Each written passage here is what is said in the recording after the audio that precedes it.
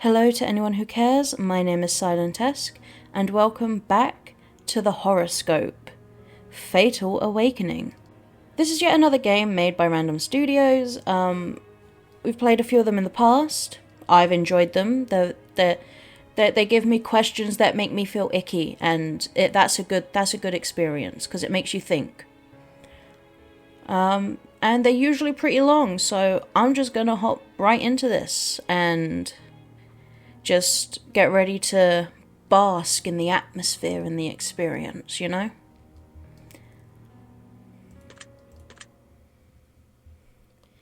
Before experiencing the Horrorscope Fatal Awakening, it is highly recommended that you're wearing headphones, or at the very least, have your volume up. I have my headphones on. I am here for this experience. Just as important as having the volume turned up on your system comes this next tip. Okay.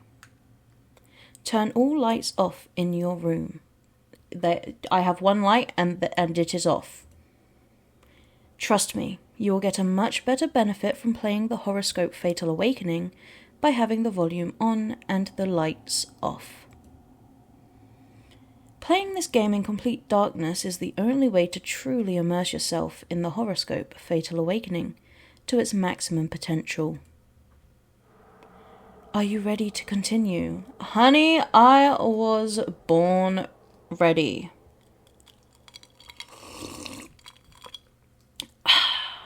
I have a nice glass of ice water because I use my voice a lot in these videos, and I need the drink is necessary. It is still summer and it is warm. I'm not turning my lights off. I'm in complete darkness with the volume up. My lights are off and I've got my headphones on. It's not dark, but I can't turn off the sun. And, you know, I don't have the freedom to... Yeah, I'm in complete darkness with the volume up, yes. Wonderful news. We can continue. Many of the scenarios and questions presented to you in this game are based on true stories and/or real-life events and experiences. Okay, interesting. I don't know if the other games were like that. This might be a new dynamic. The developers of this game are not responsible for any supernatural, ghostly, or demonic hauntings or damages that occur during or after playing this game. By continuing, you are accepting full liability for anything that takes place. I'm willing to do that. And the same goes to anyone watching this video. If you watch this video and stuff starts happening, I am not liable. I appreciate you guys and I love you.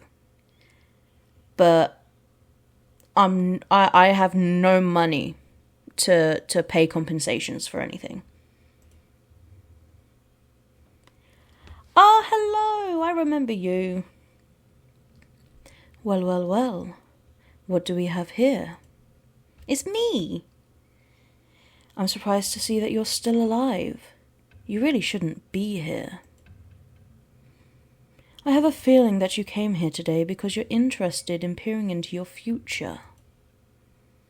More specifically, the end of your future.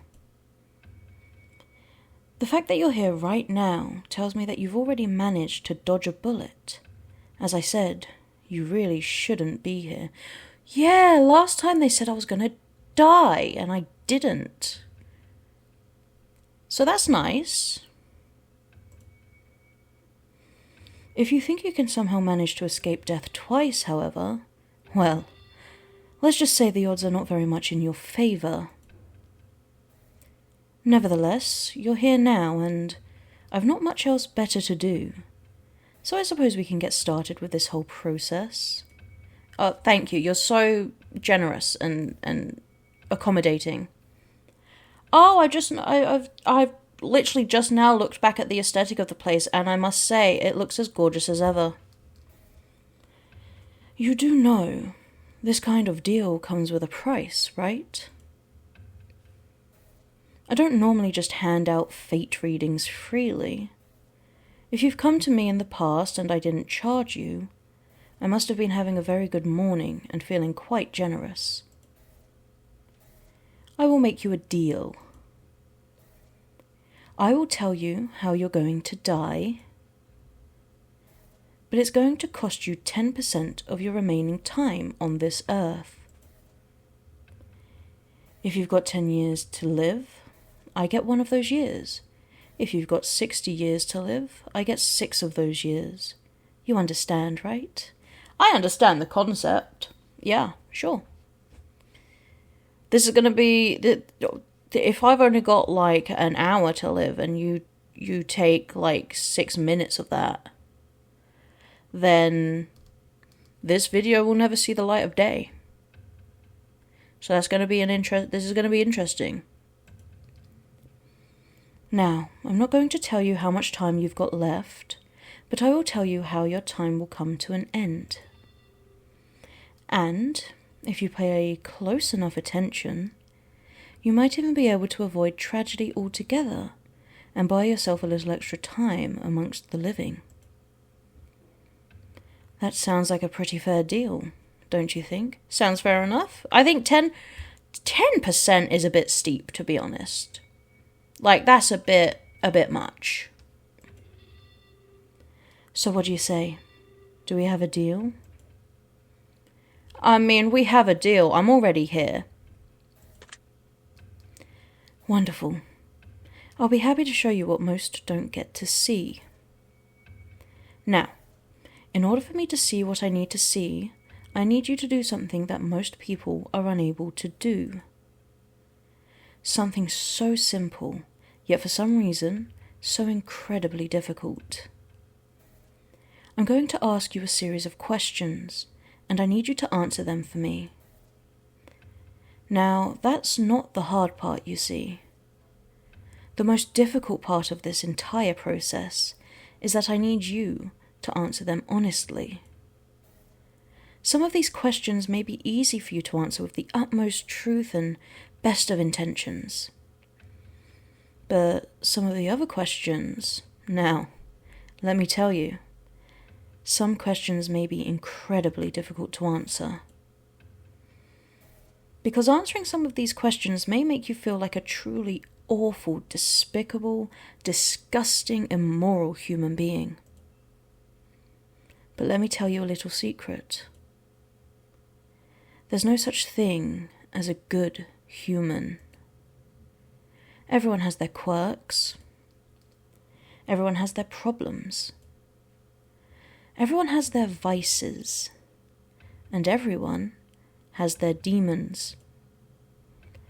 Now that that's out of the way, we're going to begin. If you answer these questions twice, your advice may change.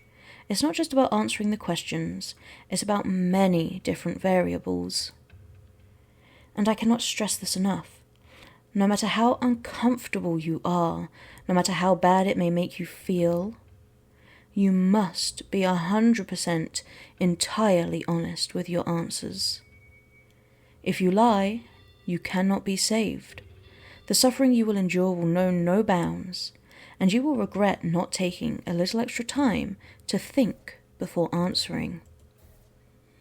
Take your time, do not rush, truly think about the answers you're giving. This has been your final warning. Whatever happens to you from this point on is out of my control. And here we go. Here we go, guys. We're getting into it now. When you were younger, did you believe in the tooth fairy? Okay, I have an immediate story about this one, and I am devastated by it. Yes, I believed in the tooth fairy. I think most people do. You know, when your parents, the ones who bring you into the world, the ones you're supposed to trust with every fiber of your being, and they start telling you bullshit. And it's like, okay, well, I have to believe you. You're my parents, and I look to you to guide me in this world until I reach a certain age.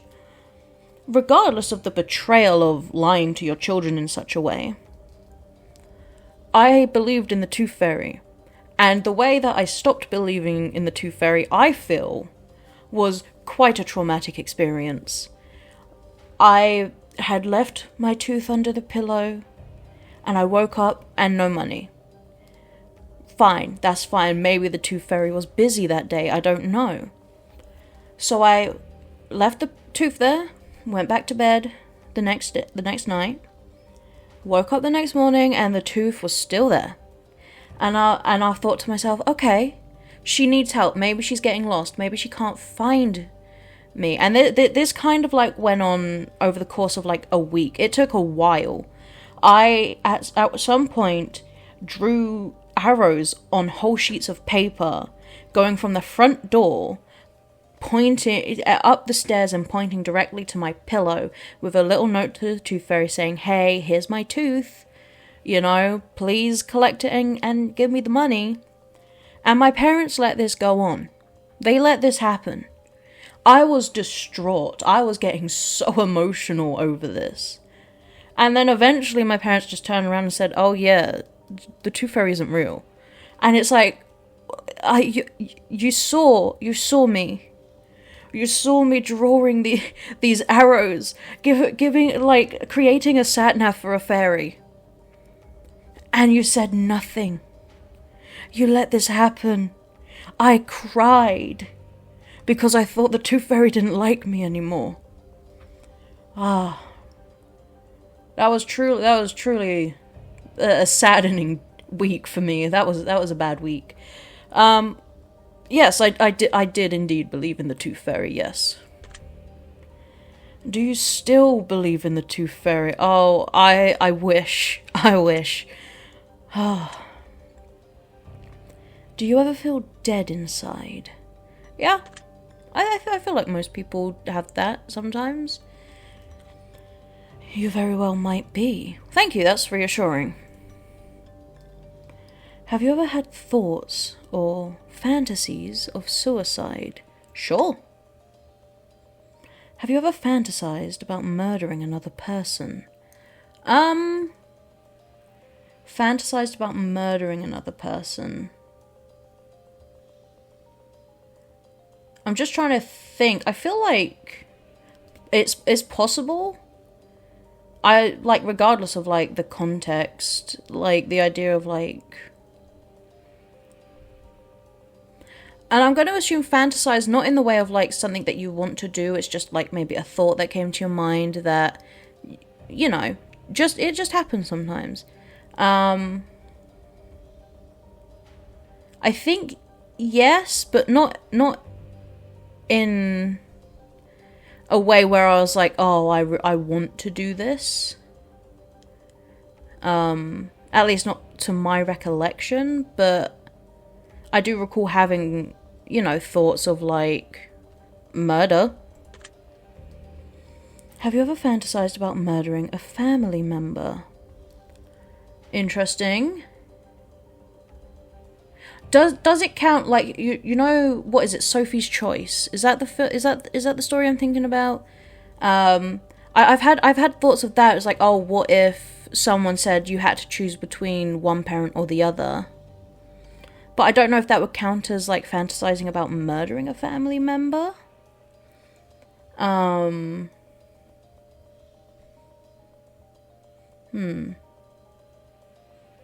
think maybe when I was like a young child, I had like a passing thought of what would happen if. Obviously, I never acted on it because that would be insane. It was just a random thought that came to mind once. So I'm going to say yes, based on like the technicalities of those two things. Would you consider yourself to be an evil person? No, I do not. Well, that's interesting. Thank you. I like to think I'm a very interesting person. I like to think that. I know I'm probably not a very interesting person.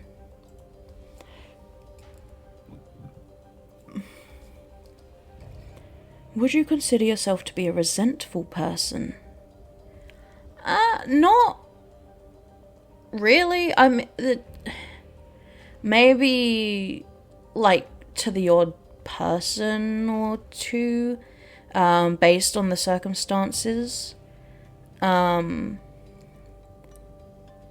don't think of myself as a resentful person. Yes, I can talk. No. Would you consider yourself to be an angry person? I anger relatively easily, I know that. But I'm not in a constant state of being angry. Like, something has to happen to upset me. Like, I'm not just angry at everything all the time. I like to think if anything, I'm a sad person. Like, my rest state is probably sad or depressed. But overall, I like to think I can have happy moments and angry moments, and I'm a cocktail of emotions, like every person on the planet. Have you ever killed an animal? I feel like we've had this discussion before, and I can't remember what I put, but my answer is no. I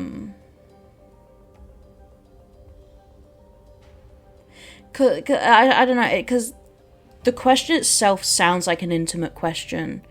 It gives off like this energy to me of like you wanted to do this, and so to me, no. Have you ever killed a person? I don't believe I have. I definitely haven't directly killed a person. If you had a life-threatening disease, would you intentionally spread it to someone you hated? No, we've had that question. We had that question in the last one, I'm sure of it. And no, because like it's not getting rid of my disease, it's just spreading it to someone else. And if I spread it to someone I hate, well, what if they spread it to my family? Plus, I just wouldn't want to give anyone a life-threatening disease regardless of how I feel about them. That would be a bit rude, in my opinion. If you could murder one person and get away with it, would you do it? No, I don't think I could. I don't think I have that mentality. There are people, obviously, without getting too specific, in the world where maybe things could be beneficial if they weren't around anymore. And like to be able to do that and get away with it would, you know, be good for society maybe. But I genuinely don't think I have the makings of a killer. I don't think I could do it. No. If you had 3 wishes, would you give one of them away just to be kind?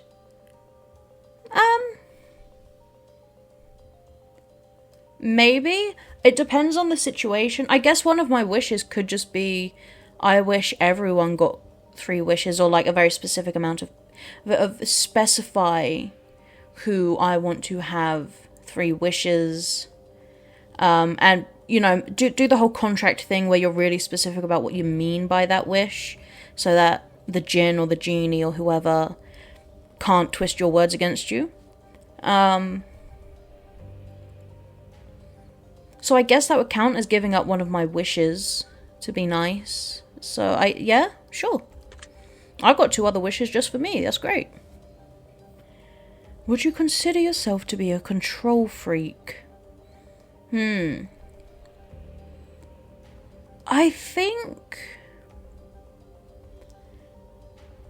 in a weird way, not in like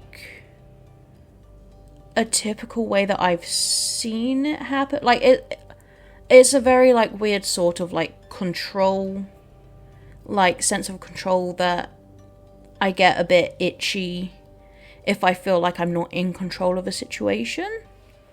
But not the sort of like televised, dramatized like things that you see where it's like, oh, this is the schedule and we all need to follow it, or I'm the one deciding everything that's happening, or stuff like that. But like within like my personal life, if things aren't going a certain way and I feel like I'm not in control of that, I get like, I mean, I'm just an anxious person. I have like anxiety. That's, I think to an extent, yes. I don't really connect myself to the word, but when like I think about it, it's a possibility of like, yeah, it makes sense that can connect to me in that way. No one is ever truly in control. I know, and that's what terrifies me. Have you ever seen a ghost? I do believe I have. Yes. Yeah. Are you sure? Pretty sure. Of course, you can never truly know. I'm a believer, but I have healthy skepticism, you know. But I do truly believe in ghosts and things like that, so, you know, yeah. If you woke up to a spider crawling across your eyes, would you scream? Ew. No. Stop it. That's disgusting. I would want to scream, for sure. But I found out that I believe when I'm in those types of situations, my throat sort of like does this thing where it like closes and doesn't allow sound to come out. So I think I would want to scream, but I wouldn't have the ability to do so. There was one time when I was younger, and I've got two of these stories, and many more stories, because spiders absolutely hate me because I have a huge phobia of them, so naturally they gravitate towards me. There was one time when I was a child, and I woke up, and there was this spider on my covers. I freaked out so bad, I flipped my cover over it and ran out of the room crying. And then it took me, my sister, and a couple of our friends to go into the room to be like, okay, we have to deal with this. And what I did is I grabbed the corner of the bed, of the blanket, flipped it over, the spider flew in the air, everyone freaked out, and it landed back on the bed, and it was a hairband. It was a black hairband, it wasn't a spider, and it was awful, because I nearly had, like my heart was going, I nearly had a full-on attack, I'm fairly sure. And it was a freaking hairband, man. It wasn't even a spider. Another incident, more recently in my life, is I decided to try and be calm and collected around this daddy longlegs spider. And I was like, okay, that's fine. It's not moving. I'm going to be good and fine about this, and I'm not going to spray it because I want to try and get better at that. And I fell asleep on the sofa that night. And I woke up, and this spider was trying to do the fucking Spider-Man kiss on me. It was upside down in my face when I woke up. I could see its fangs. And it was like one of those tiny body daddy long legs. So the fact that I could even like see its mandibles, I freaked. Oh no, it was awful. I would want to scream, but I don't think I could scream. If you had one day to live, would you do something incredibly selfish or potentially harmful to others? No. God, no. No. Are you afraid of another person in your life? Oh, we had this one before as well, I believe. Not to, like, again, not to, like, a huge extent or a great deal. But, I mean, yeah. But they're not, like, overbearingly in my life. It's, like, without, like, I obviously won't get into specifics just in case. But, I mean, yeah, but again, not to an extent where it's interfering with me, you know? Have you ever been physically assaulted? Yeah. Yeah. Yes, I have. My older sister and I, when we were younger, we didn't like each other very much.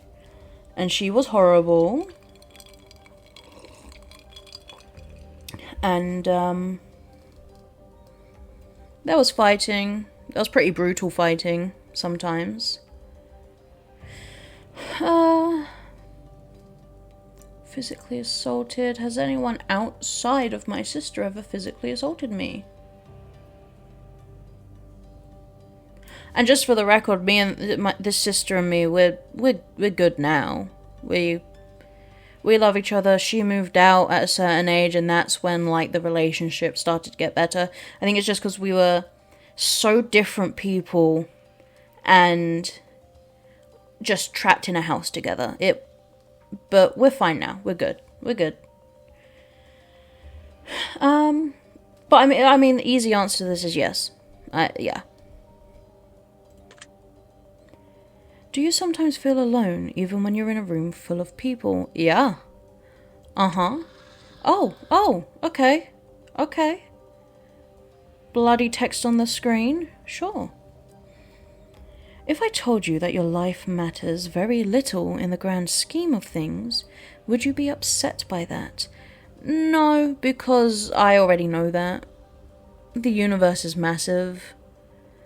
Like, how much does an atom bother you on a daily basis, am I right? So, oh my god! It's raining so hard outside right now, I've only just noticed. Oh, it's about time. Thank you, Mother Nature. That is awesome. God, I love nature. No, I would not be upset. If I told you that you're unique, you're special, and there's a very good reason that you're still alive, would you believe me? No. Again, insignificance. I don't really see myself as bringer of light or a chosen one or anything like that. I feel pretty much like a barnacle on a ship most of the time, so I would not believe your words. Thank you anyway. If I told you that you won't be alive much longer, would that frighten you? Yeah, I guess. Well, if I knew... Okay. It depends on the context here. If I know that you're telling the truth, most likely I would be a bit frightened, yes. I still have so many things to watch. I still need to achieve things in my life that I can't do if I'm dead. I need to get into theatre and acting and musicals and stuff like that. I need to get books written. I need to write books. I need to write plays. I need to grow more on this channel. I have a lot of things to do in life, and I don't want that to not happen. So yes, it should. Well, yeah. Okay. If I told you that you aren't playing a game right now, would you know that I was telling you the truth? Well, that depends on your definition of game. I don't know if I'd know that you were telling me the truth. Do you realize that your fate revolves around how you decide to answer these questions? Yes, because your fate revolves around every decision you make, all the time. Fate is a constantly changing thing based on your actions. So yeah. Do you get the same sense that I might be a living entity, not just on your screen, but in your room with you, right this moment? No, I see you on my screen, and that's where I choose to believe you exist. If you are already dead, would you want me to tell you? You know what? If how I've been living is what death is, I think I'm fine not knowing I'm dead. 'Cause it feels pretty much like life. So no thank you. When you started playing this game, did you realize that you opened a portal from the spirit world to your world? Again, I can speak good. No, I did not realize that. Do you know how to shut a spirit portal once it opens? I can't say that I do. In order to shut a spirit portal, it requires a living sacrifice. Do you have any pets? I have 2 dogs, and you can't have either of them. Would you mind losing your pets? Yes, I would mind. I love them very much. They're on my 10 things I like video I did the other day. So, you can't have them. Interesting. I know.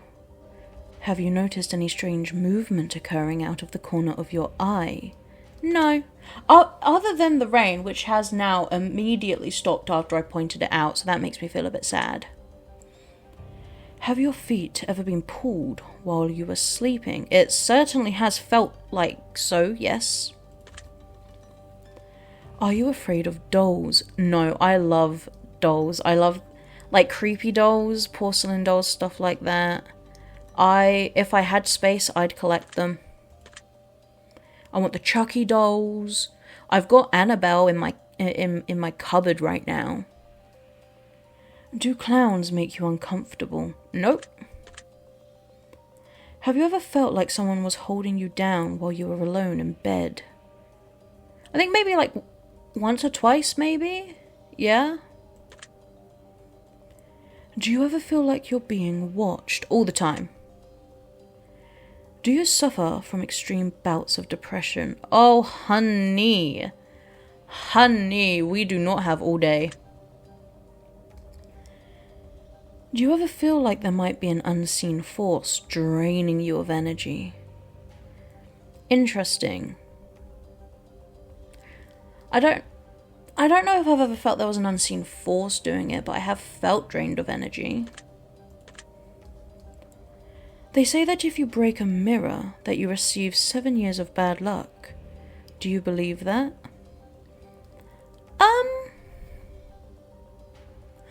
I don't know that I do believe that. It just kind of reminds me of the if you eat gum, it's stuck in your digestive system for 7 years.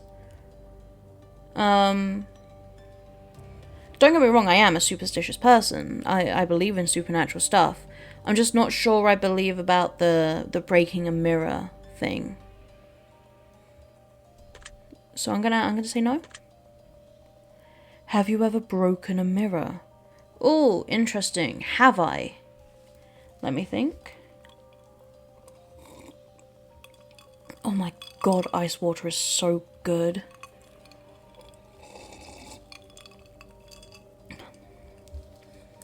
Have I ever broken a mirror? I honestly can't recall. I don't think I have. Do you realize that mirrors are typically used as gateways to the spirit realm, and breaking one accidentally can open that gateway up, thus contributing to your bad luck? Now, I know about the whole mirrors are portals thing. So I guess just by, you know, just by context clues, I guess you could say that that is the logical way to think of the consequences of breaking a mirror. Sure. Have you ever heard voices around you when you are alone? Yep.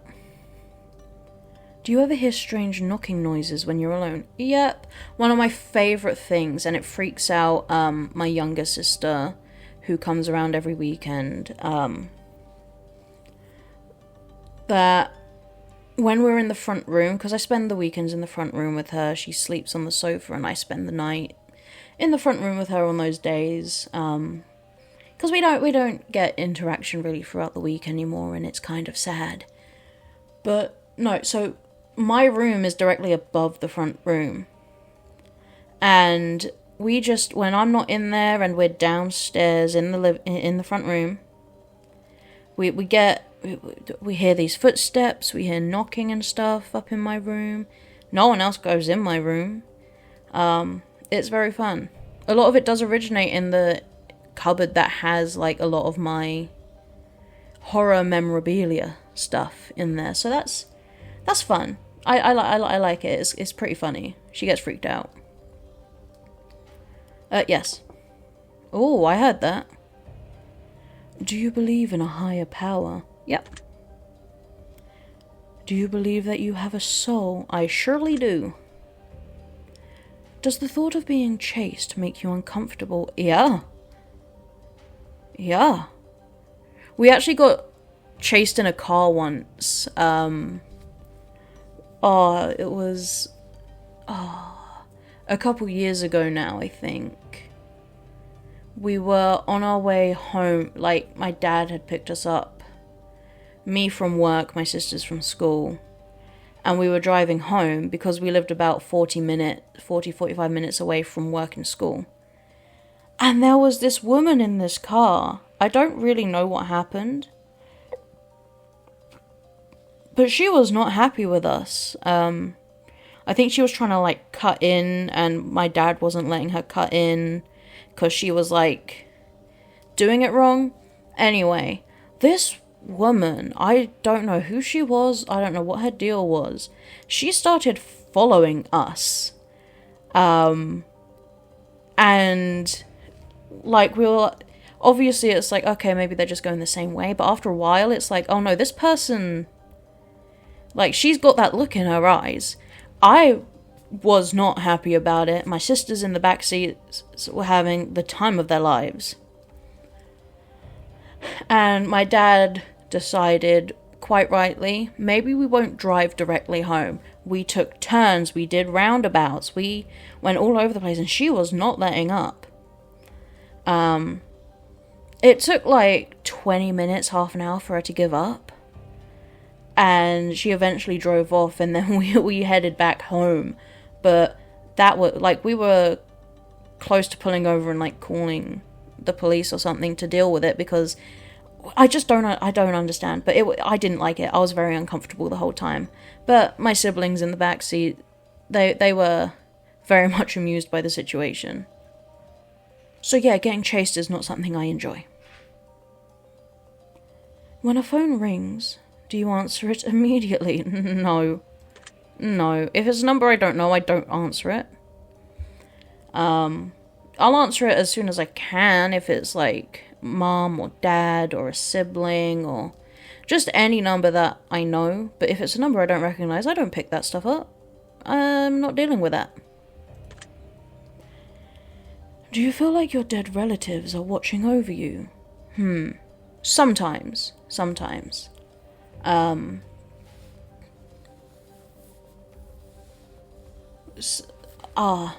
That's kind of it. I don't really want to go into that right now just because of how fresh it is, but like without getting too personal about it, I've started dancing every night recently, trying to get the weight down, trying to, feel better about myself. So I've been dancing to High School Musical songs every night. It's so much fun. Like, the rekindling... Honestly, the rekindling of my love for High School Musical recently has been very good for me. But we have this photo on canvas hung up in our front room of this family member who passed recently, and I'll blow them a kiss, and it makes me feel encouraged, and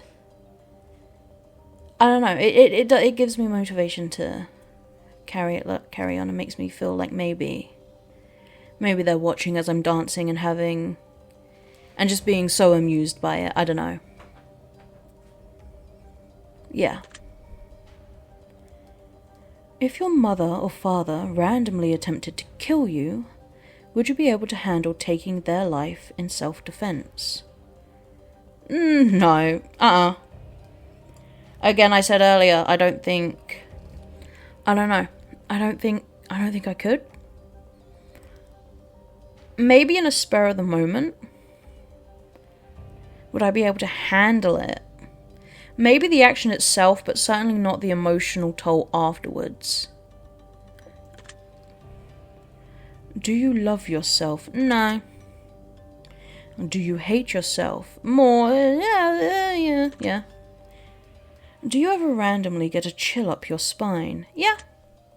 Okay, like quite often. Not constantly, but... Do you ever feel the presence of someone else with you when you know for certain that you're alone? Sometimes. Occasionally.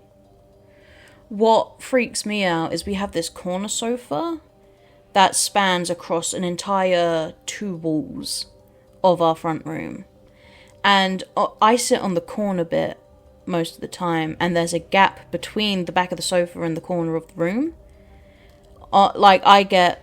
I get freaked out sometimes about the idea of like maybe someone's hiding in that gap and are gonna like peek up over and like stab me in the head or something. It doesn't happen, of course, but it's always a thought. You're never alone. Yeah? Do bugs randomly start showing up in your home and disappear as quickly as they came? Oh, they show up. They do not leave. Because of how warm it is in the summer, which I hate, we've had the garden door open pretty much all summer. And that's like our garden door is in our living room. For our back garden. Our like living room is at the back of the house. And my god, these flies and sometimes like wasps and bees and things. We had a butterfly come in yesterday. But mainly flies. These flies have like a homing beacon on that doorway. But the second they're in, it's like they lose their sat-navs because they don't leave. It's so annoying.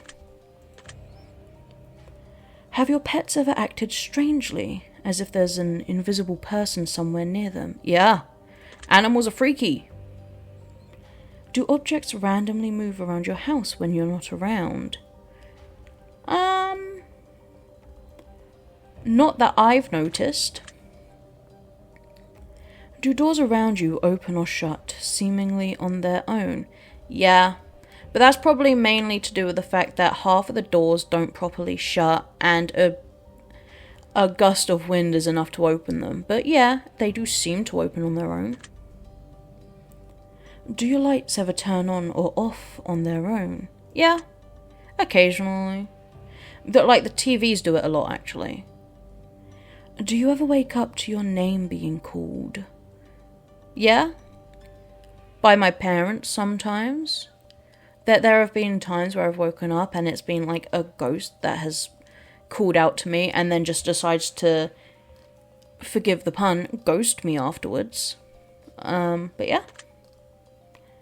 Do you feel alone right now? I mean, pretty alone. Yeah, I've got people in the house moving about, doing things, but I am pretty alone in this room. You're not. You can't tell me I'm not. Do marks or bruises randomly appear on your body? All the time. Yeah.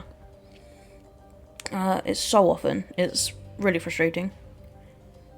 Are you afraid of anyone in your family?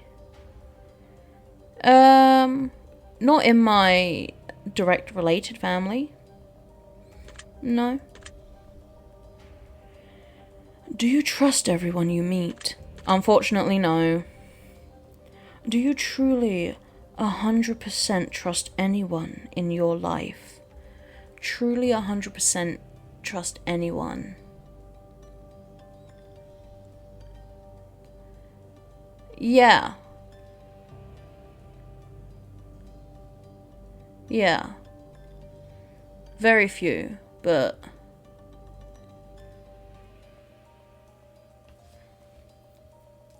I can say there is at least 1 or 2 people that I 100% trust in my life. Do you believe that one day you'll be taken from this life unexpectedly? Sure, I'm a heavier set woman. And that's putting it lightly. I am it's bad. And growing up like that, you kind of just, you know the risks. You hear about it, you get lectured about it, you want to try and get ahead of it, but it's really difficult. But you know the possibilities are always there. So I believe that, yeah, it's an insanely high possibility, I do believe. Do you believe in an afterlife? I surely do. Have you ever walked through a cemetery? Oh, yeah. Yeah. My granddad used to... I think he still does, actually. He used to live on the cemetery. He would, dig graves for people to be buried in. And he used to actually live in the house that existed on the cemetery, which I thought was so cool. And there was a section in the back of the cemetery which was full of, angel statues. And my cousin would be like, oh, we're not going over there. And, no, she was my mum's, so it was my granddad's, no, what, oh, anyway, she was more of an aunt, I think. She was technically an aunt, but she gave off more cousin vibes because of just, the age and stuff. Anyway, she would be like, no, we're not going over to the angel section. And I'm like, but they're so cool. Because they reminded me of the Weeping Angels from Doctor Who, obviously. They're cemetery angels. But yeah, no, that was cool. Yeah, that was a cool time. And we've gone through the cemeteries, obviously, for funerals. My sister was doing a photography project at a cemetery, so we went late at night. It was so dark. To get some respectful photos of cemeteries. But yeah. Have you ever been to a funeral? Too many. Many funerals I have been to. Oh. These questions are quite fresh on the wounds, I will say. Have you ever watched someone die?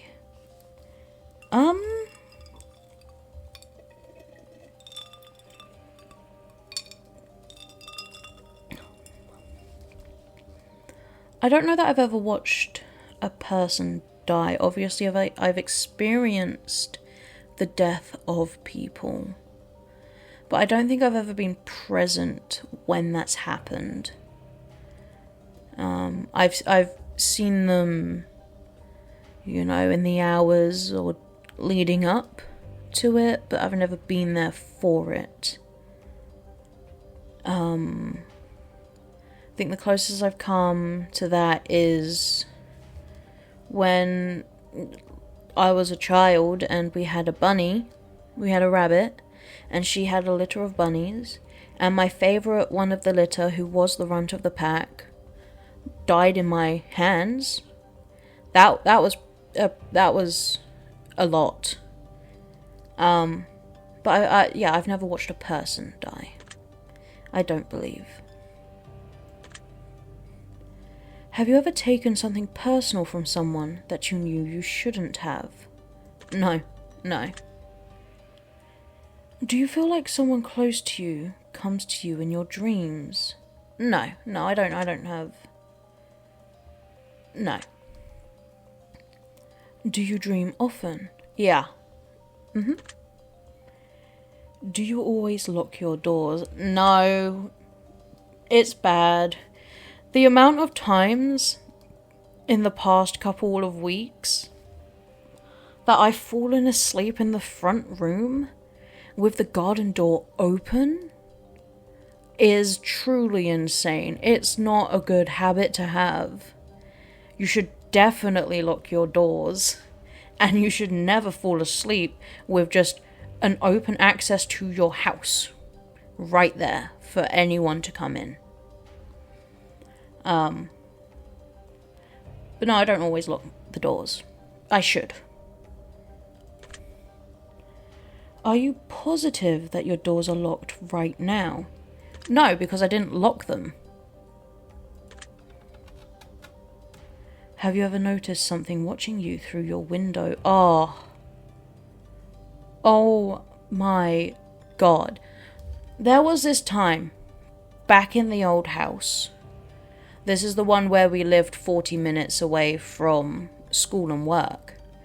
I was in the kitchen, and this house, the kitchen was at the front, so the window looked out into like this tiny little... I don't think you couldn't even really call it a garden or a yard or whatever. It was just like this little paved area with a fence around it. Anyone could come in. And we didn't have, we didn't have netting or curtains. So we did live at like the, like in a tucked away corner of an alcove of like... sort of like a cul-de-sac area, and we were tucked in a far corner of that. So the only people who really would be going by there were people who lived around there. Except for that one time, these random kids apparently stole our bikes, but we were going to get rid of them anyway, so... No, I was in that kitchen making my parents a drink for when they were going to get home, and it was dark out. And there had been times where my dad would, like, tap on the window or something to try and scare me. But this time he didn't tap on the window. I was just going about my business in the kitchen. And I look over and there's just a face up against the window staring at me, and it freaked me the fuck out. And it was my dad. And he loved doing that. He found it so funny. I nearly had a heart attack. So yes, I have noticed something watching me through my window. It was my dad. And it was scary. Do you feel someone behind you right now? No. Do you hear any strange noises in your room? No. Would you like to know exactly when you're going to die? No, not really. Would you like to know exactly how you're going to die? No. I'm good with not knowing. If I know, I'll just be fixating on it. When I know I have a phone call coming up, that's literally the only thing on my mind until that phone call happens. I can't do anything. Have you noticed any hidden messages within these questions? You know, you always ask me that, and I never look. I never think to look. Have you ever experienced demonic activity in your home? Not demonic. If I told you that your guardian angel is being held captive and tortured, and that you're all alone right now, would you believe me? Honey, with the luck me and my family have, that is the most logical explanation you could ever give me. Do you feel like you're being haunted? That's an interesting one. Yeah, a little bit. Do you believe in aliens? Fuck yeah. Do you believe that a zombie apocalypse is possible? I think anything's possible. It might be extremely improbable, but it's not impossible. Yeah, it's a possibility. I mean, like, you get zombie insects and stuff because, like, the fungus will, like, attach itself to them and start, like, mind controlling them and turning them into cannibals. So, I mean, zombies already exist within the animal kingdom. It's just a matter of time, I guess, before the fungus reaches human capabilities? Maybe? I don't think it's likely to happen, but I think it is a possibility, is what I'm saying. Do you believe in vampires? Interesting.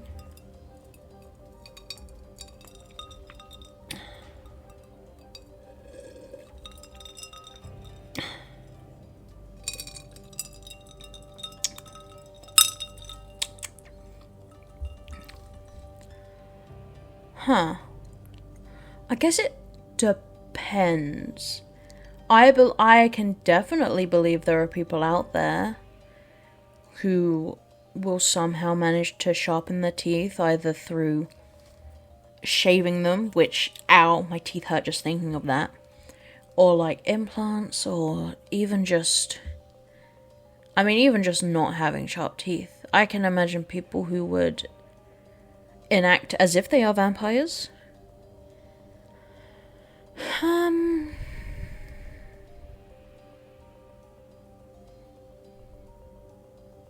It's a difficult question.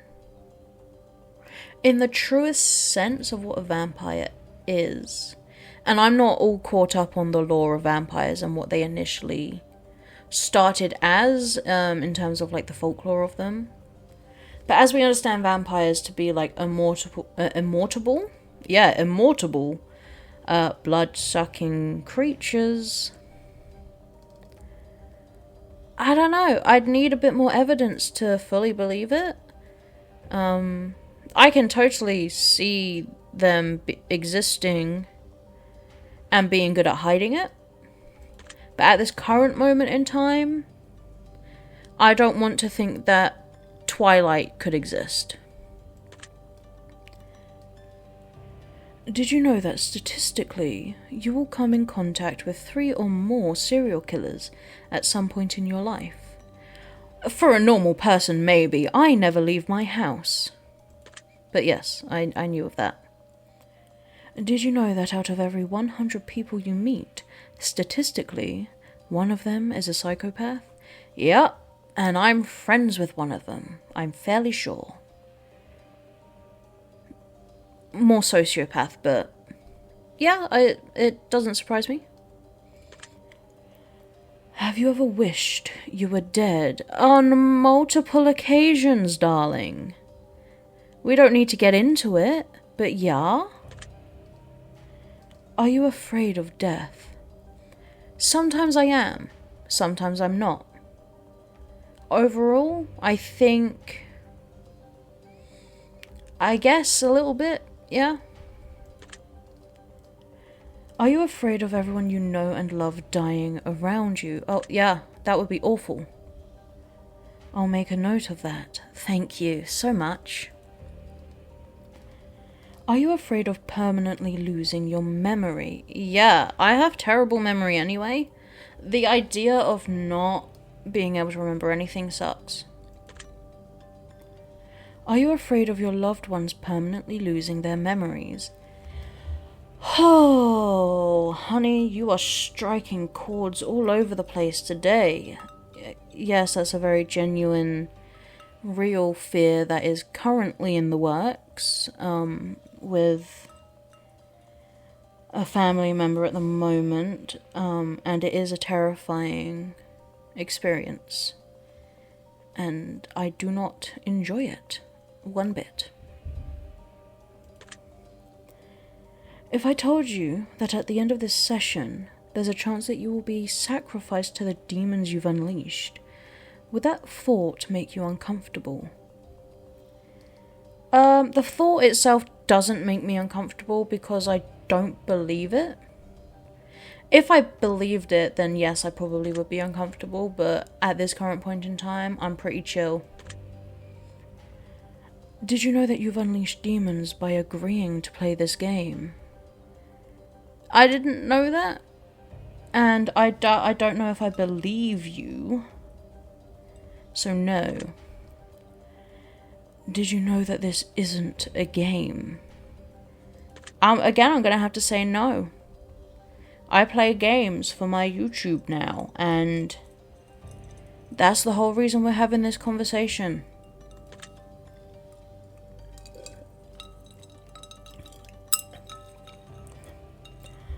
Does it make you uncomfortable knowing that 6 out of 12 playtesters who tested this game in early stages experienced prolonged demonic activity in their homes, and 3 of them are now deceased?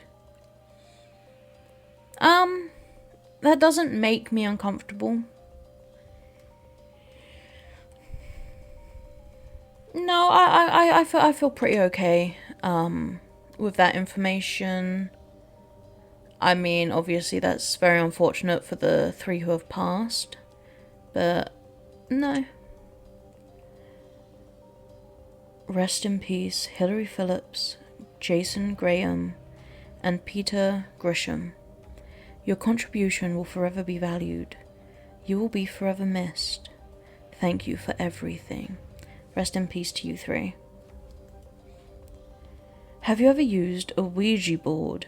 Not an official one. When I was younger, my sister and some of our friends, we drew a Ouija board layout on a piece of paper, and we used a glass as the little like tile thing that you use to spell out the letters. But we've never actually used a Ouija board. Have you ever made contact with the other side? I wouldn't say that I have, outside of like just experiencing paranormal stuff. Have you ever had a pet who's passed away far before its time? Yeah, I was speaking about that adorable little bunny earlier. It was sad. There have been other animals as well, but I don't think I want to get into all of that. But yes. Have you ever had thoughts that were not your own, as if you're hearing someone else's voice in your head?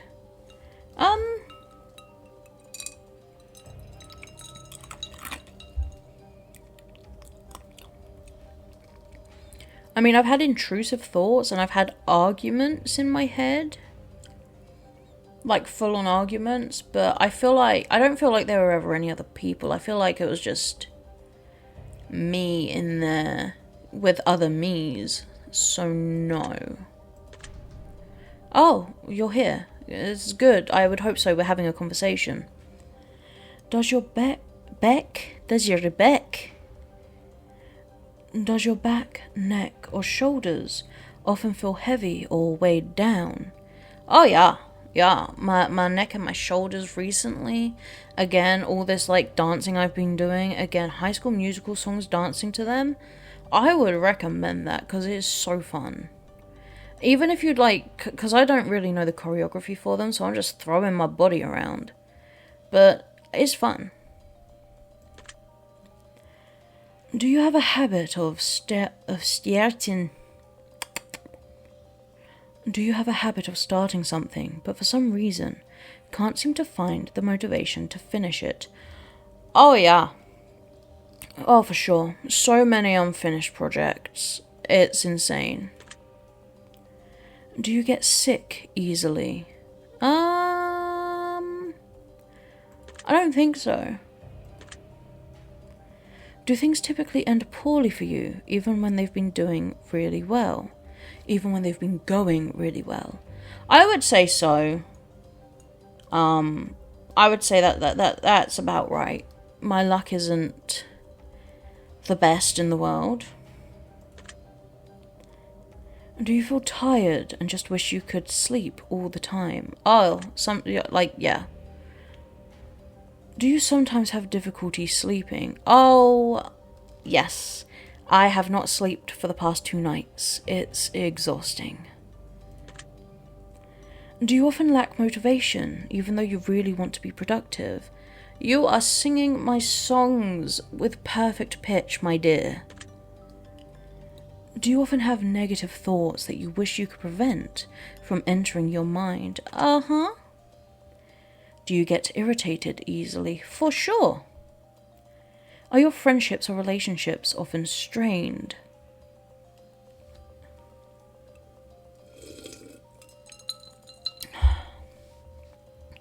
Well, we don't need to go into that, but yes. Are you unlucky in your love life and typically drawn to partners who just aren't good for you? Oh boy. Now, I can really only answer this from like when I was a child. I really haven't invested any time in like romantic relationships in the past few years. I've not been in a place to do that. But I mean, when I was younger, I went out with this guy, and then we ended up having to move away. And I met him again like freaking 5 years later. He was pretty chill. Obviously, it'd been 5 years and we were children, so it wasn't, then there was this guy that I went out with for like a very short period of time because he was kind of like, he was getting kisses from a bunch of different girls. And there were I was having a sleepover because my sister and I were friends with him and his sister, and my mum was friends with his mum, and so we would often like spend the night. And like one night I was spending the night there with my sister, and he kind of just dumped me on that day, and then like played Spin the Bottle. We were children and they were playing Spin the Bottle. I was just on my PSP. I was sad, and I was like, well, I'm not engaging in this. But then they were like playing Spin the Bottle, and yeah, kissing my sister, and it was a whole thing. And then there was this other guy. I was definitely trying in when I was in primary school. There was this other guy. I stopped doing karate for him, which was a terrible and misguided decision on my behalf. But he was like this big bulk of a dude. He was like so tall. He had laptops, he had bags of oranges in his house, he had dogs, and he was like, hey, I've got laptops if you want any. And I was like, this guy is the guy. And then I find out from this friend of mine that he had turned to him, because they found out that like we were going to be moving away. And he had said to this friend of mine, oh, I'm so glad I don't have her life. And I was like, whoa, okay. And he had insulted me, so that kind of like, I really shouldn't have given up karate for him. And then I got to secondary school, and nothing happened until I was like 16. And there was this girl, and she was great, and I was really into her. And we lasted about 2 months, and then I got like these big paragraphs of text on a Sunday night where it was like, hey, and she had her reasons, and I respect her reasons, and they're genuine reasons, but it was like, you could have done this not over the phone at 11 p.m. on a Sunday night. And she kind of broke it off because of, again, her valid reasons, and I didn't want to, I would have supported her through it. But I respected her decisions, and that was fine. And then I believe I've been without relationships or attempted relationships ever since then. So yeah, my love life has been unlucky, I would say. There was never a good breakup. And half of the people that I had gone out with were just terrible people, so... Sorry for that ramble. Moving on. Do you often have ominous dreams? Yeah, my dreams were always like creepy and bad. Do you sometimes have dreams that you could have sworn were real, but you have no way of explaining how they'd be real. The phrasing of this question confuses me a little bit. I'm gonna say no. I've had dreams that have felt very real, but I've never, felt the need to try and justify that they were real. Have you ever had an imaginary friend? You know what? I haven't. And that kind of annoys me a little bit. You know, you hear all these people who've had imaginary friends, and I'm just there like, okay, but what about me? Am I not good enough for the imaginaries? I have my Moosey, who is like this chocolate mousse teddy that I've had since I was 1. I don't know, maybe Moosey was just enough and I didn't need an imaginary friend for that. I would have loved an imaginary friend. When you're feeling happy, do you sometimes get a sudden burst of negative energy and the happiness is quickly sucked away? Oh, yeah, that sucks. It sucks not being able to enjoy something for an extended period of time.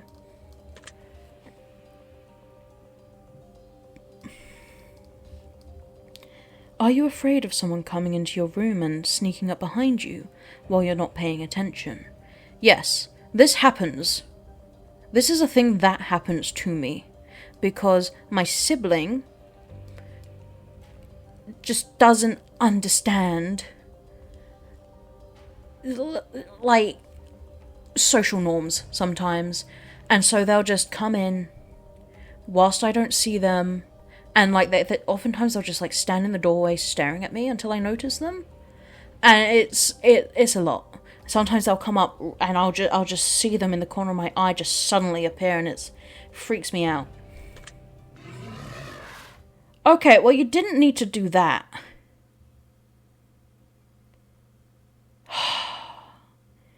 I wasn't expecting that.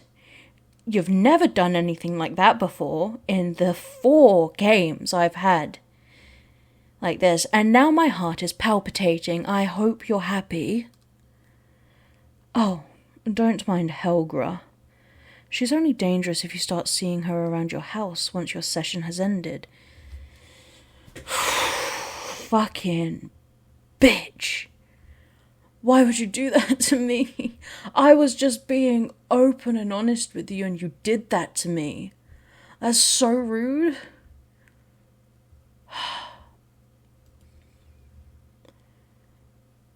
Oh, okay.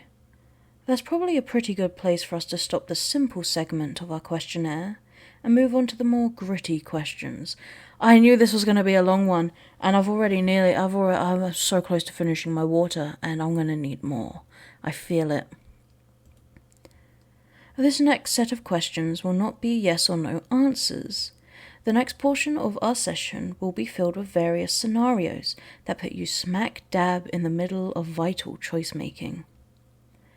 We'll see how well you handle your options as you delve deep into each scenario. Remember, the key to all of this is to answer honestly. Let's get started. Okay, but you really were just a bitch right there. Okay? You and your friends are using a Ouija board. You ask, "Is there anyone here?" Suddenly, the planchette, that's the name, moves to the word yes. What do? Yell at your friends to stop moving the planchette. Lift up your hands. Quickly say goodbye and stop using the board. Ask with whom you're speaking to. I would do that one, honestly. Yeah. Very interesting choice. You and your friends are sitting around a campfire. You hear a woman scream in the woods. It sounds very close. It's too dark to hike back to the car safely, and no one has cell phone service. What do? Send a couple of people to get service/help. Send a couple of people to investigate the sound.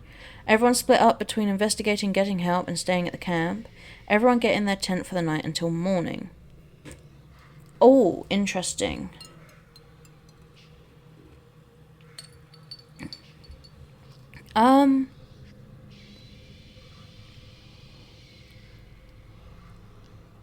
It's either the first one or the second one. Never investigate the sound. I don't care. I don't care if someone needs help. It's a very small possibility, and it's much more likely that you're getting lured to be murdered. Everyone split up between investigating. No, because then you're all thinning out the herd.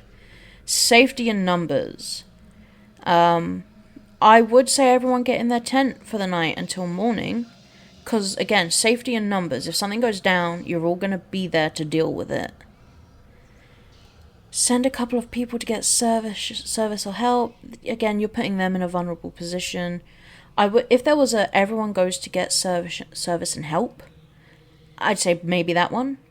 But for the aim of everyone sticking together, we're going to stay together. Really now? You and your dog are curled up watching a movie for the night in complete darkness. Out of nowhere, your dog starts barking at the window. Oh, honey. None of the usual commands to get your dog's attention works or seems to calm it down. They never do.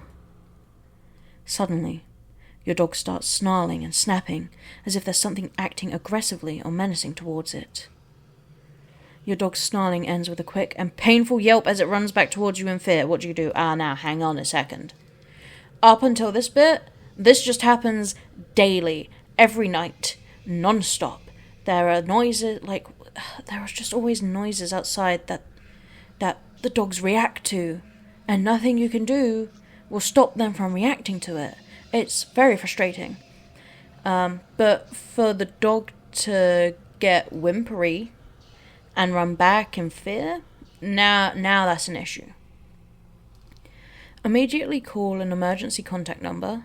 Open the window and see if there's anyone out there. You're an insane person, don't do that. Sit quietly and stare at the window. Grab your dog and run upstairs. Now, I do one of these every night. Every time it happens, there is one option here that I do without, there's never a diversion. It always happens. And it's not the window. I do stare at the window sometimes, but I am constantly, because the door's always open at night, and I'm just sitting in the front room watching telly, and I'll just start staring at where the door is, because I'm genuinely terrified, although I don't do anything about it, that I'm going to see like a head pop in from the garden door, and it's like, the thought terrifies me, but I can't help it, and I just stare. So I'd sit quietly and stare at the window. Interesting choice. Well, it's the thing that happens. You're working late one night at the office, and it's very quiet in the building. You keep seeing something out of the corner of your eye, but you can't quite catch what it is. Suddenly, you smell the aroma of fresh coffee brewing, but you're certain no one is around. You then hear an unfamiliar voice say your name. You look around you, but no one is there. The lights in the office begin to flicker. The printers and fax machines begin to turn on by themselves, and you hear the sound of children laughing. What do? I leave. I go home. Run out of the office as fast as I can, ask out loud who's there. Grab the nearest weapon-like object and stand in a corner of the room. Continue working as if everything is perfectly normal. You're insane. My instinct would be to run out of the office. But what I do usually do is I do tend to grab something that I can use. I've got tweezers on me most of the time, and oftentimes I'll go through in my head, okay, if anything happens, I've got the tweezers, they're sharp, I can do some damage.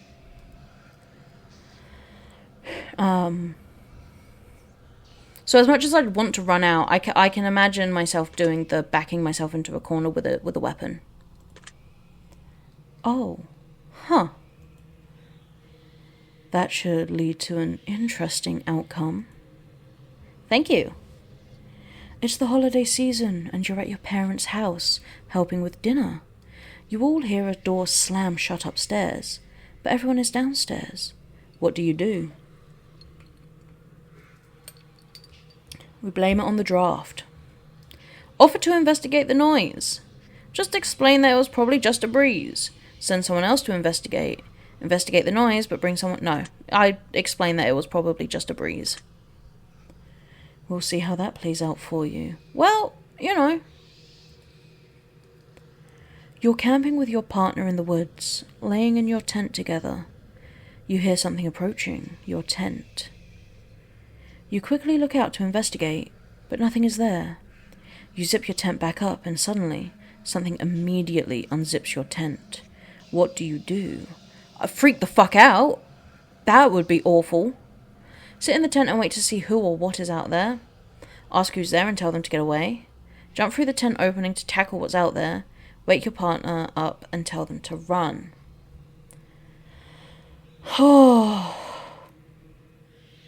See, honestly, my instinct would be to grab the zip and try and keep the zip closed. And I think I think I would just reactionarily tell them to fuck off. Like, I would start making noise. I'd be like, hey, go away, fuck off. Don't be doing this.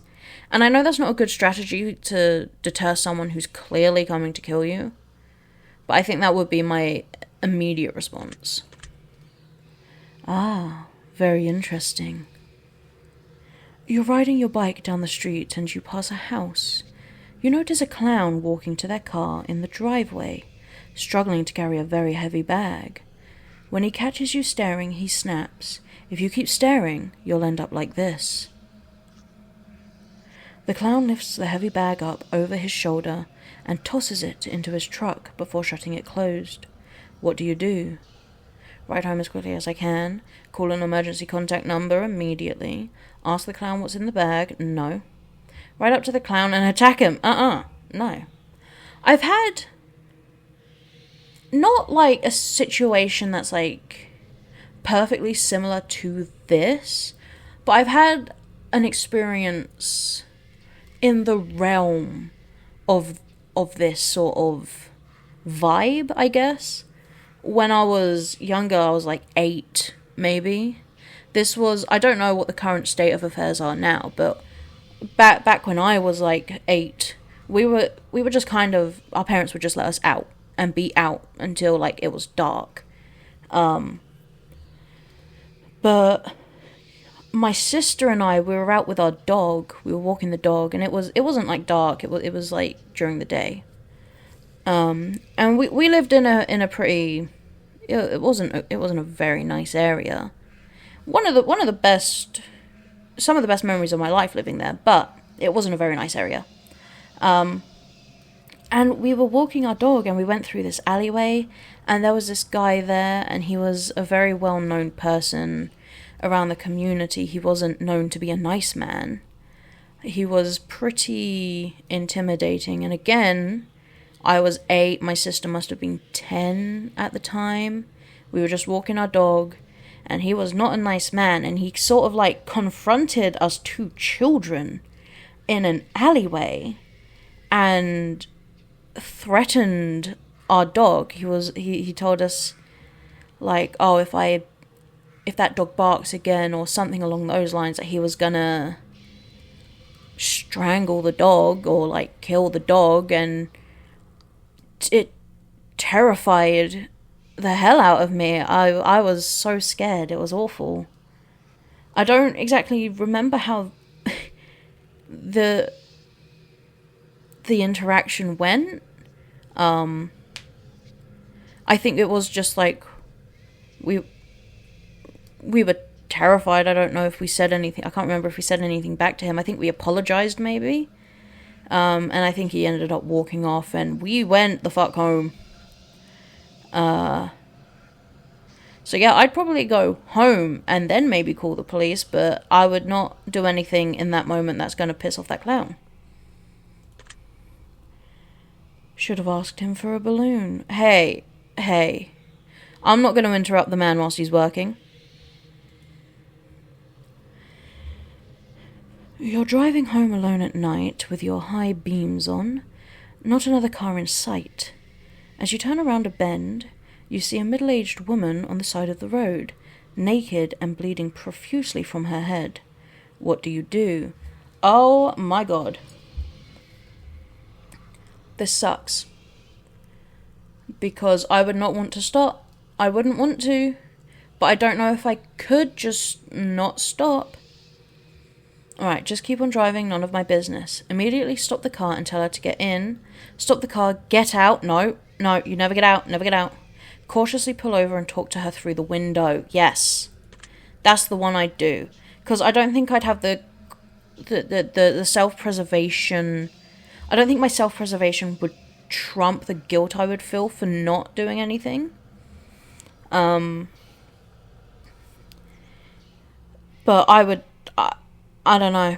It's definitely, it feels like a trap, and I wouldn't feel good about it. I would talk to her through the window, but at the first sign of something, I'm gonna have to leave. I wonder what happens next. Probably like 15 big dudes jump out of the bushes and attack me. You're home alone making dinner. The TV is on low in the background. You hear your name in a whisper, but you can't place its location. You look around and don't see anyone, but then you hear it again, closer. What do? Grab a kitchen knife and prepare to defend yourself? Call out who's there, stop playing games? No. Run out of the house and don't look back? Ignore and continue cooking dinner? No, you grab a kitchen knife. I knew you were going to say that. Because that's, like, those are reactions I've had in the past. There have been multiple occasions where I felt unsafe and have just casually, like, gone and got a knife from the kitchen to be like, just in case something happens and I need to defend myself. Because I'm not going to be able to outrun anyone who's intent on killing me. You're laying in bed at night, and you finally drift off to sleep. You're having a lovely dream, and suddenly you're awakened by something grabbing a hold of your leg and shaking you to consciousness. What do? Okay. Kick my feet wildly and lift them onto the bed and wait. Jump out of bed and look under it. Nope. Run out of your room as fast as you can. Call for help and hope that someone hears you. I would do the kick my feet wildly and lift them onto the bed and wait thing. That is what I would do. I have been woken up from a dream before. After I was younger. We were having a sleepover, and I don't know what possessed me to do this, but I told them, and again, this is nothing that had ever happened before, so I don't know why I was saying it like it was a fact. I think I was just like joking around with them. I was like, hey, if you guys wake up before me, don't wake me up, because I will punch you in the face. And the next day, they woke me up, and just out of instinct, I guess, my arm shot out and punched the girl who had woken me up in the face. And I was like, I felt really bad, but I also was like, well, I did warn you. But it was weird because I had never done that before. So I guess maybe it's just because I put the thought in my own head and my body acted on it. But yeah, I don't react well to being woken up suddenly like that. I'll make a note of that. Yeah, you make a note of that, unless you want to get, physically assaulted by a half-asleep human. You're walking through the grocery store at night, but nobody is in the store. It's completely empty. No customers, no cashiers, everyone has vanished. Suddenly, you see a tall, dark man staring at you. He begins to sprint towards you. No, what would you do? No. Turn around and run out of the store. Grab the nearest weapon-like object and wait. Nah. Run at him and attempt to tackle him. Shout at him and tell him that you've got a gun. No, I would turn and run. In that situation, just some random person just started sprinting at me. Immediate brain-to-body reaction is run. Get the fuck out. In a grocery store, I'm not finding a weapon-like object and waiting for him to get to me. No. Turn and leave. Interesting. We'll see if that works. It probably won't, but that's what I would do.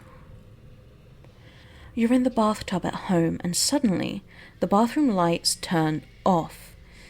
The bathroom door begins to unlock itself, and the door slowly creaks open. But no one is standing there. What do? Ask if someone is there and stay in the bath. Get out of the bath and run out quickly.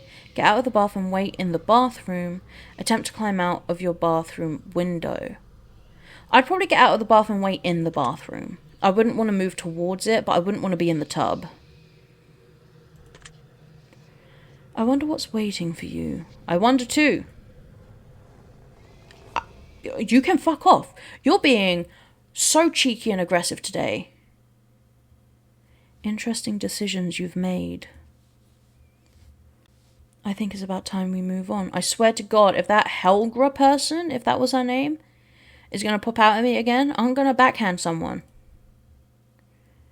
There's one last set of questions I'd like you to answer. You may not wish to choose an answer to many of these, but you must. No matter how uncomfortable the answers might be, just imagine a gun to your head when making a decision. You must answer. Now, let us continue. Swear to God, if this Helgra bitch... Okay. Oh. Would you rather kill and eat your best friend, or let your best friend kill and eat you? Interesting. If it's quick, I don't know. I don't know if I could.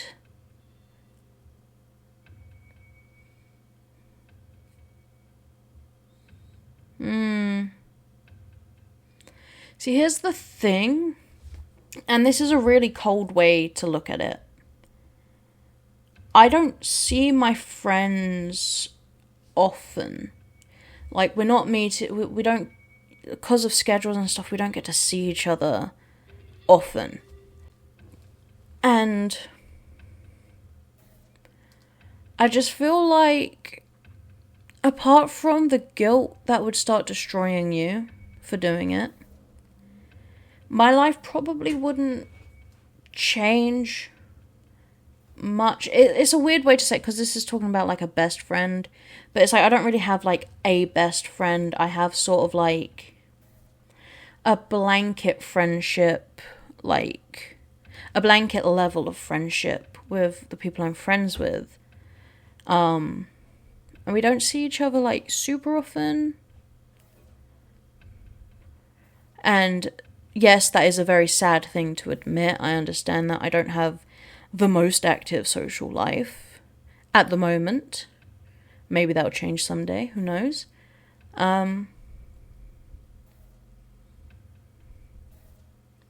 But eating them... and then having to deal with the people who would be upset at you for doing that.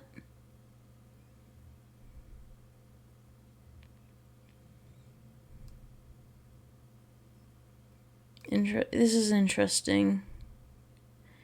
And you know what? All of my friends are like super skinny, to be honest. Like, most of them are bone bags, so I wouldn't really get much out of them if this is like a survival situation. But if this is just a you're being forced to do it type thing, so I wouldn't have to get through much human meat. I, again, am intensively hefty. I think it might be even more traumatizing for them to kill me and then have to eat so much of me. At the end of the day, and I feel like they would have the same answers as me, I don't want to die and have someone eat me, because I have family members that I want to be around still.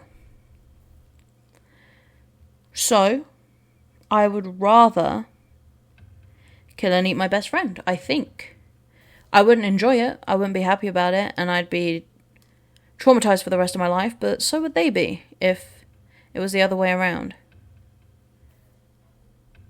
So yeah. Would you rather fight a serial killer to the death or attempt to run away and escape?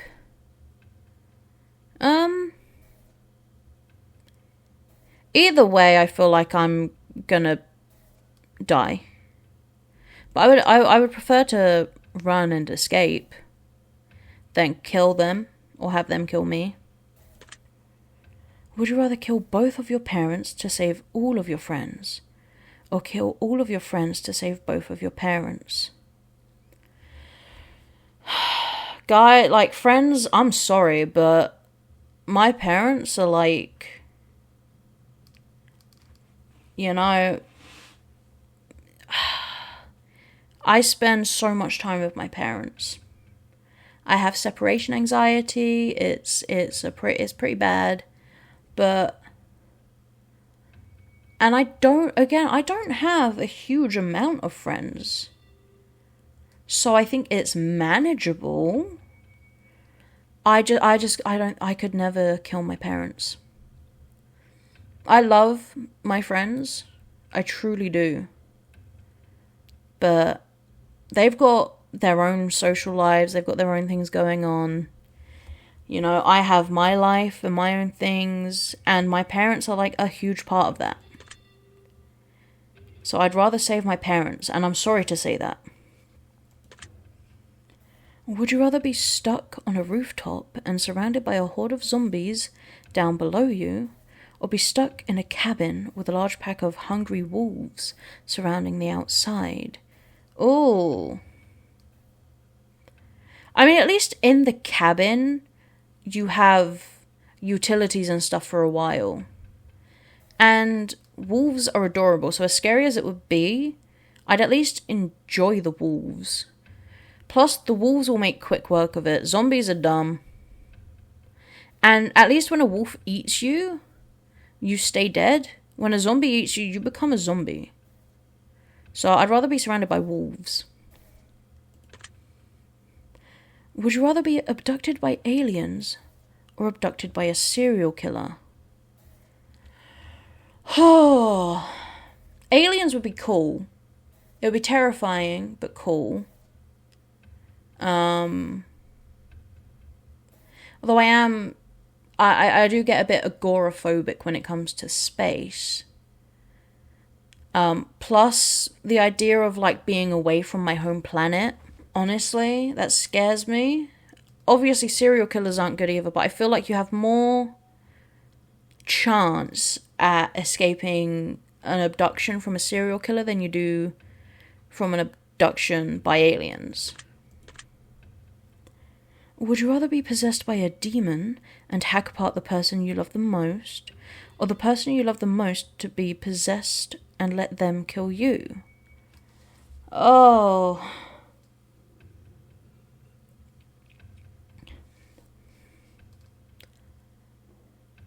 Yeah.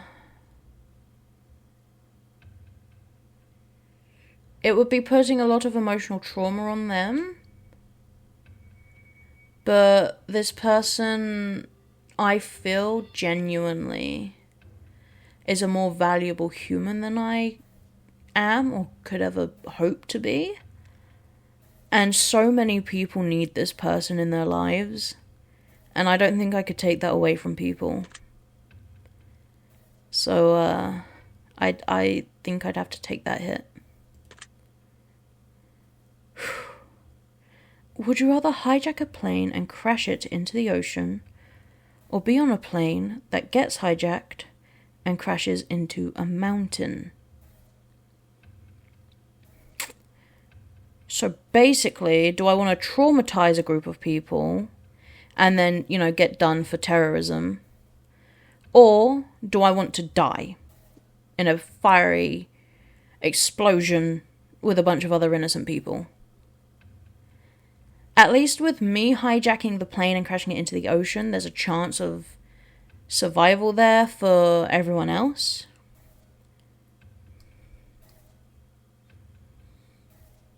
And if I knew I was doing it for those reasons, that I think I could If I knew the plane was going to get hijacked, so I hijacked it to make it safer, then yeah, I think I would do that, and I would explain my case and just take whatever punishment may come, I think. Would you rather be caught in the middle of a gang war, or caught in the middle of two lions fighting? Ah. Interesting. Now, are the lions focused solely on each other, and would they even notice me? Because if the lions notice you and then tag team together to kill you before returning to fight, that's horrific and that's a painful death. You get caught in the middle of a gang war, I mean, you're dead pretty much instantly with a bullet wound. So if we're going under the assumption that that the lions will definitely notice you and kill you, then the gang war, because to me that's the least, that's the lesser of the two evils. Would you rather be stranded in the middle of the ocean in open water while slightly bleeding, or be stranded in the middle of the desert while heavily bleeding?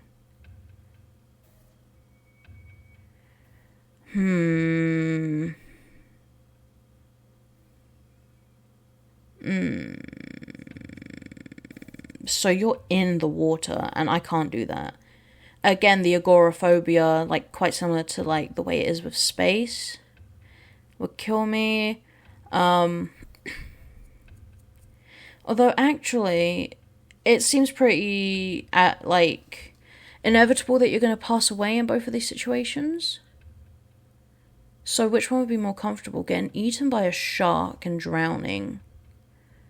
Or, I guess with the desert, I could just try and sleep through it all.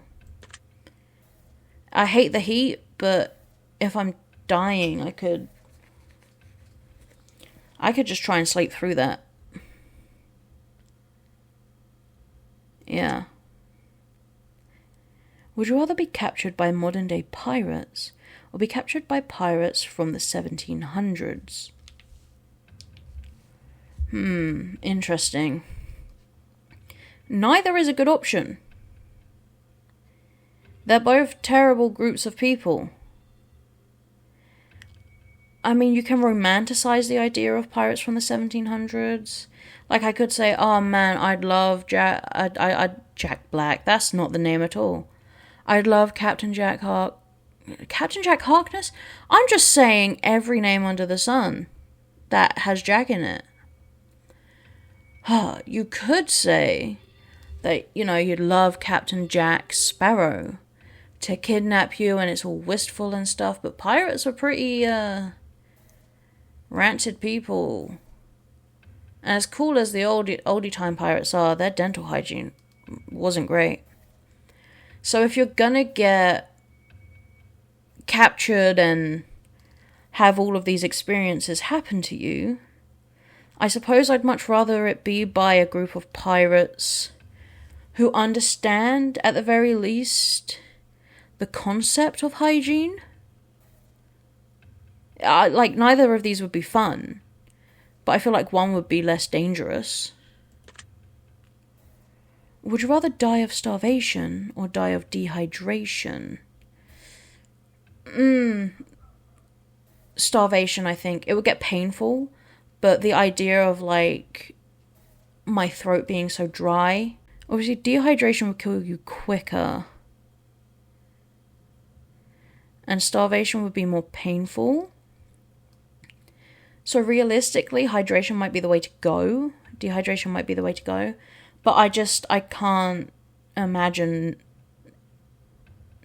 No, I can't just not have water. Would you rather have to fend off a home intruder in your house, or be surrounded by fire in your own house? Interesting. I'd rather fend off a home intruder, I think. Because at least when that's done... in the scenario where you survive, at least, the home intruder's done. The fire's going to take your house. And in the event that you're dying in both of these, the intruder's going to get it done quicker than a fire is going to get it done, so... Would you rather ingest an extremely toxic mushroom or get bitten by an equally dangerous venomous snake?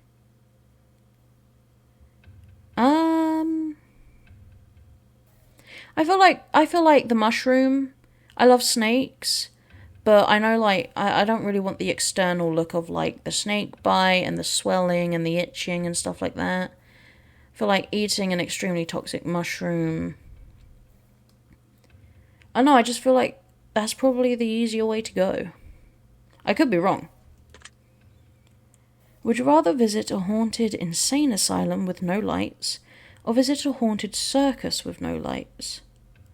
Oh, that's fun. Haunted circus, because I feel like the haunted circus, as scary as it could be, would also be fun. A haunted insane asylum is just going to be sad.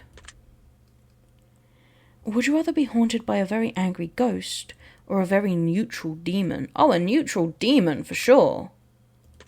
That would be fun. Would you rather eat your favourite pet in order to survive a dangerous situation, or eat a complete stranger's body? I'd rather eat a stranger. I'm not going to eat my pet. And if I've already said I'd eat my best friend, I'm not going to be shy to eat a stranger's body. Would you rather be stabbed 3 times in each leg, or be stabbed once in the stomach? Oh, that's interesting. Well, the stomach is a problem area. Like, the stomach, that's going to lead to a lot of bleeding. And obviously the legs as well. But, like, the stomach holds organs and stuff. Like, that's an important place. The 3 times in each leg, that's going to suck. And it's more. But ultimately, that's going to be a more survivable situation. Would you rather have your head held under cold water for 3 minutes, or have your head plunged into boiling water for 10 seconds? I get cold water for 3 minutes. I think it takes a while of oxygen deprivation to kill you. And just because your head's in boiling water for 10 seconds doesn't mean it's going to stop the second you're pulled out. I would definitely inhale water by the 3 minutes. But the 10 seconds would just be so excruciatingly painful. Yeah, cold water for 3 minutes, I feel. Would you rather die alone, or would you rather die surrounded by all of your friends and family? I mean, if it's peaceful, then friends and family. Would you rather have 3 dozen live spiders funneled down your throat, or let half a dozen scorpions crawling on my body? No contest there. Would you rather stay in an extremely haunted mansion for 72 hours, or attempt to survive in your own house with a serial killer for 24 hours? I mean, I think extremely haunted mansion for 3 days.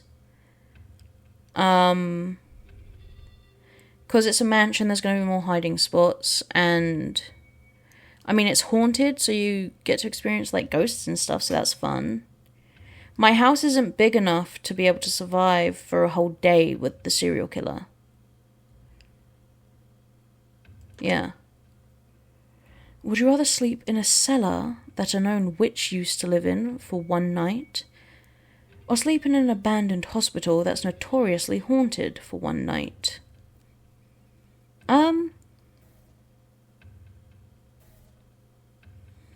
I mean, witch's cellar, that might be fun.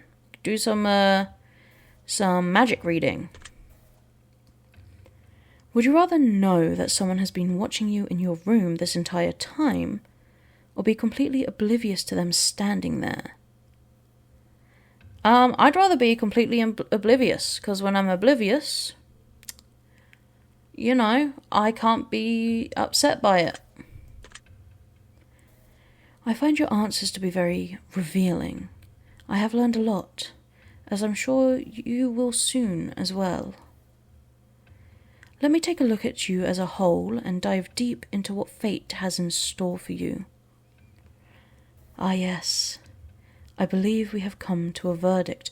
I swear to God, if that bitch Helga, or whatever her name was, pops up. Oh, I just had my last tiny drop of water. My throat is burning. I don't know if you could tell throughout the course of this video. It's a long one. My throat has become less and less capable of talking. So, I apologize for that if it's become difficult to listen to my voice. Based on what you've told me, I've come to a conclusion. This is how I can see your life ending. Okay. We're going to get the answer. I see you walking by yourself. Okay? It's dark out, and you wouldn't normally be alone at this time. True. You hear footsteps behind you. You stop and turn around to look. Someone is standing behind you. Fuck that. They stop and stare, but not at you. You must think it's a coincidence, because you turn around and keep walking. You don't hear any footsteps following you. However, you get a strange urge to turn back around and check again. When you turn around, there's no one there. The man who you thought was following you is nowhere in sight. He must have taken a turn somewhere along the way. Suddenly, before you can turn back around, someone grabs you from behind and a damp rag is placed over your face. Within seconds, your entire world turns to black. You wake up just as quickly as you had slipped into a comatose state, but you're not where you remember being when you were out. You realize that you cannot feel your body. For some reason, you're entirely numb, and all you can feel is your face. You're in a dimly lit room. It's hard to see, and your eyes are still very groggy. You're not sure what's going on, until you look down. You're laying in a dirty, blood-stained bathtub full of ice. You begin to panic. You begin to move, and a slight numb pain envelops your side. You begin to crawl out of the bathtub. Are my organs getting harvested right now? In doing so, you realize you've been cut open. Yeah, your kidney has been harvested. You've been very poorly stitched back together, and you're bleeding heavily. You notice that your clothes are across the room next to the sink. You crawl over to them and go through your pocket to find your phone. You reach into your pocket, grab it, and frantically dial someone's number. Your first thought isn't to call an emergency contact number or the authorities. It's almost as if you know you're going to die from the loss of blood, as if you know you only have minutes left to live, and you want to say goodbye. You dial the number of the one person you love and care about more than anyone else. Oh no, we're going to hear their phone go off, aren't we? It's going to be the person who kidnapped us. The one person whom you would like to say goodbye to the most while on your deathbed. It's going to be their phone. They're the ones who've done it. They've taken my organ, the bastard. The phone rings, and rings, and rings, and then nothing. Frustrated and in a panic, you quickly try to recall the number, but just before you do, your phone rings. You recognize that it's from the number you just called. A sense of relief fills your soul as you answer the phone. Hello, are you there? Can you hear me? There's a scream on the other end of the phone. Oh, okay, so maybe it wasn't them. A horrifying, painful, agonizing scream for help. And then, an unfamiliar voice responds to you. They can't come to the phone right now. They're in the bath, but I'm sure they'll call you back. The phone disconnects immediately after. You scream at the top of your lungs in anguish before passing out from the intense pain and blood loss until eventually you slip away. It doesn't take long before you die from your wounds, and the fate of your loved one is much similar to that of your own. But it doesn't have to be this way. There will come a night where you have no transportation, but you feel like you must go somewhere. Something compels you. You feel obligated. Someone very much wants you to visit them, or get something for them. Someone needs your help, otherwise you wouldn't be out in the dark, alone. Someone will ask you for a favour around 11 p.m. They will make it sound like it's extremely important, like it's an emergency and you're the only one who can help. But as much as they need you, they will forever regret asking you to go, because ultimately, it leads to your fate. You must tell them no. You must be selfish. Being nice and helpful is going to get you killed at this time. Remember to look at the clock. However, the person who is responsible for your fate will be near your house at the time, so make sure your doors are locked. You should be fairly safe, as long as they don't see you leave. They will not return to your home or your area once this event takes place, so as soon as someone close to you asks for your help, just know that the assailant will not revisit you on a later night. I hope this helps you. I wish you the best of luck. Your secret word is harvested. Remember this word. This will come in handy. Holy shit! The fuck? Well, joke's on them. I don't imagine my organs are going to be any good, so... Take the secret word that was assigned to you at the end of your session and leave it in a comment for us. We will be selecting some of you based on your answers to be included in a future project we're currently working on. If you left your secret word for us on other titles, we've read your feedback and it's helped us to construct this project, as well as other titles that we're currently developing. Don't be afraid. This is an opportunity for you to be a part of history. This is a chance for you to be a part of something greater. Be sure to note your secret word in your comments. If you do not wish to be a part of an upcoming project, simply leave your secret word out of your comments and we will not select your name. We appreciate any and all comments you leave, and we always read them thoroughly. Thank you for taking the time to support us, and we genuinely hope that you've enjoyed your time playing our titles or learned something of value and importance that can benefit you in life. We greatly appreciate your feedback and support. We've read every single review and comment left for us. We love the conspiracy theories behind the greater meaning of our games. And in the third and final installment of the test series, all will finally be revealed. We look forward to reading your thoughts and feelings, as it helps shape what we do as we work on future projects to bring the most emotion out of you. From the bottom of our hearts, thank you for everything you do, thank you for playing, and thank you for contributing your secret word to our projects. Hell yeah. See, that was fun. I really enjoy these. It's fun to get like such personal questions and have to like actually think on them, you know? I don't know. I did philosophy in secondary school. Not secondary school, in sixth form, A-levels. Your name will be appearing in the credits of a future project. Nice. No, I love Randumb Studios' work. It's super fun. I enjoy it. I'm gonna let these credits roll. I'll probably speed them up. 'Cause it's a lot. But I don't want to not include them, so I'm gonna be quiet for a bit, let my voice rest for a second whilst these credits go. And then when the credits are done, I'll say goodbye.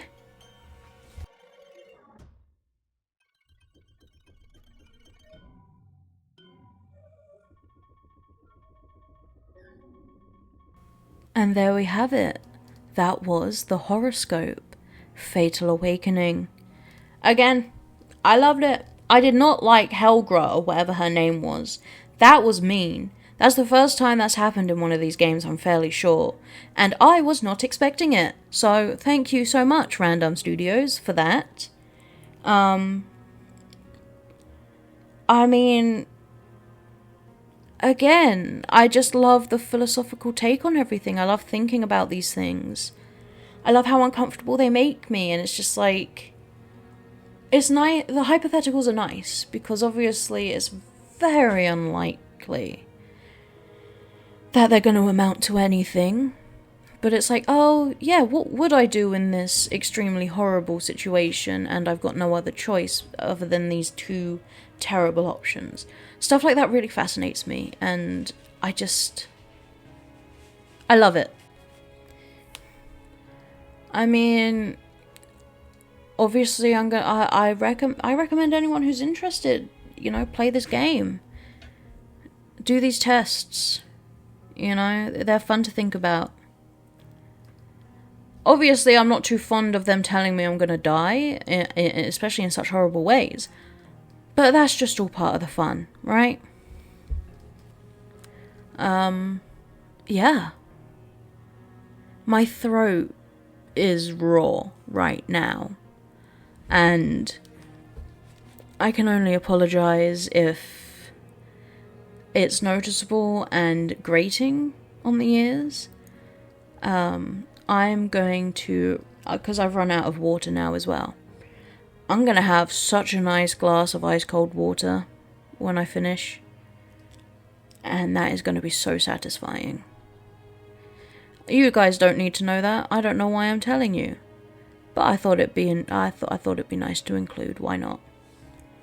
So, thank you for watching. Like, comment, subscribe, all that stuff that I guess I'm gonna maybe try and start just saying at the end of videos now. I don't like it. But if it helps encourage people, then why not, Why not? And until the next one, farewell.